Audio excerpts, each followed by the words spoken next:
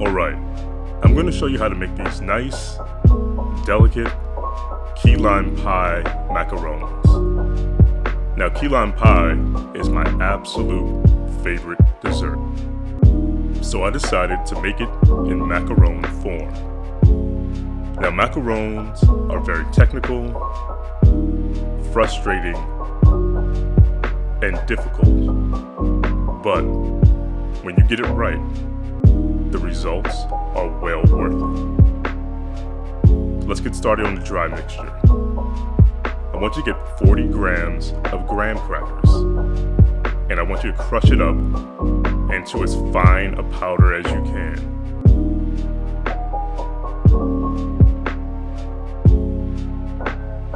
And once you've gotten that to as much of a powder as you can, I want you to set that to the side. Get yourself a medium mixing bowl, and I want you to add 115 grams of almond flour, 110 grams of powdered sugar, and the graham cracker crumbs that we just made. Now I want you to mix that up. Give it a nice stir until all three dry ingredients are completely combined. And set that to the side, but only for a quick second. Now, grab another mixing bowl, and I want you to sift that dry mixture.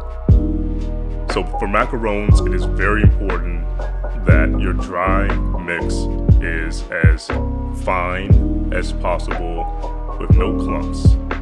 And as you can see, it leaves behind a lot of clumpy mixture, and you want to throw that out. So you want to repeat the sifting process 3 times so you can get as fine a powder as possible. And once you've done that, I want you to set that to the side. Now, grab 120 grams of aged egg whites, or room temperature egg whites. Now, you want to whisk this until you get a very loose foam. A lot of people like to start by going in a circular motion. I like to go side to side. I mix it up a little bit, but I feel like you get there faster if you go side to side. Now, once you've gotten this very loose foam, which means that there are very small bubbles and not large bubbles, you want to slowly add in your 130 grams of white sugar. Now you want to slowly incorporate this so that you make sure that all the sugar is completely mixed in to your foam.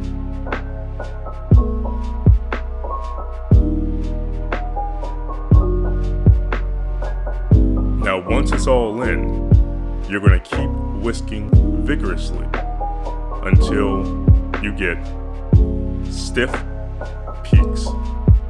Now what we're doing here is we're making a French meringue. Much easier to make if you have a hand mixer or a standing mixer, but doing it by hand guarantees that you will not overmix. Eventually you'll see the formation of soft peaks, which means that the peak droops away when you hold it up.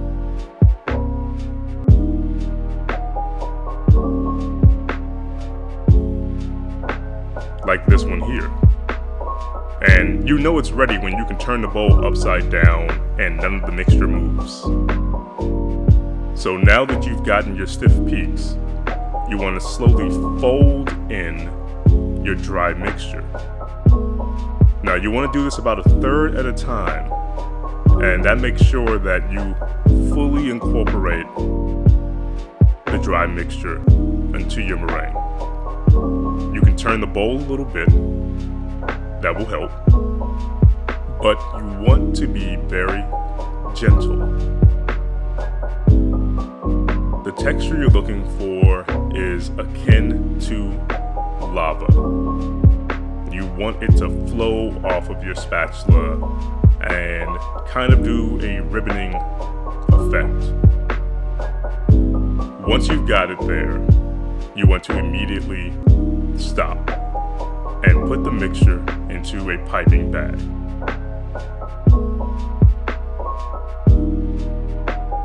Break out your baking tray. You can use stencils. I actually have a silicone mat that helps guide me. Pipe all of the mixture at once. Do not let any of the mixture sit in the piping bag. Use as many trays as it requires.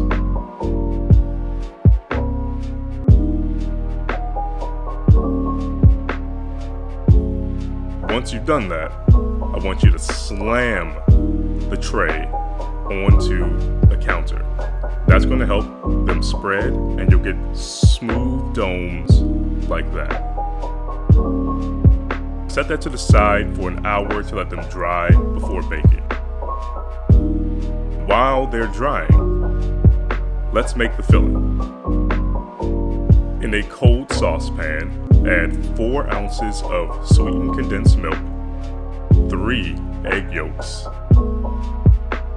and a 1/4 cup of lime juice. Whisk that together. Make sure it's all combined. And I want you to heat the mixture over medium heat. Continuously stir the mixture. And in about 8 minutes, you'll get a thick kind of curd.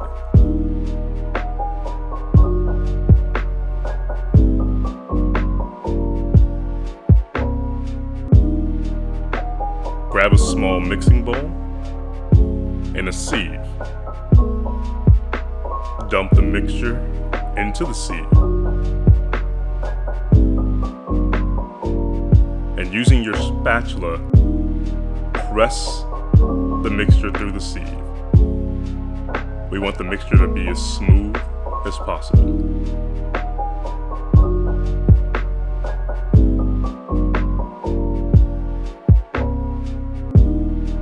Add a 1/4 teaspoon of vanilla extract and a tablespoon of lemon zest, or a little bit more. We don't have to follow the rules, it's just us here. Give that a little mix and add some green food color. I like to use food coloring gel so it doesn't add any liquid to the mixture. Now, once we've gotten the color that we want to let this chill for an hour in the fridge, covered with plastic wrap directly on the mixture.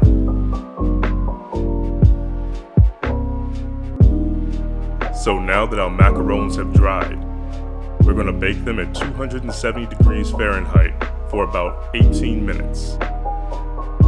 Once you take them out, let them completely cool and they will slide right off of your parchment paper or silicone mats. Just give them a little wiggle to see if they're ready.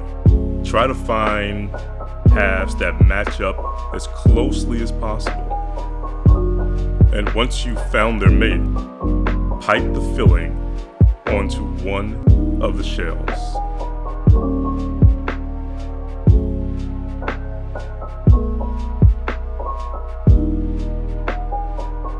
Combine the 2 shells, press them together very gently, and now you have your macaron. You'll want to eat them right away, but delay gratification for 1 day.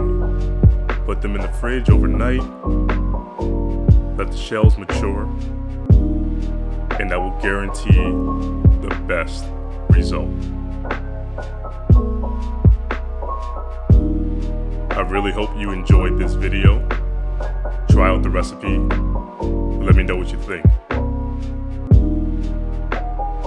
It was great baking with you. And I'll catch you in the next one.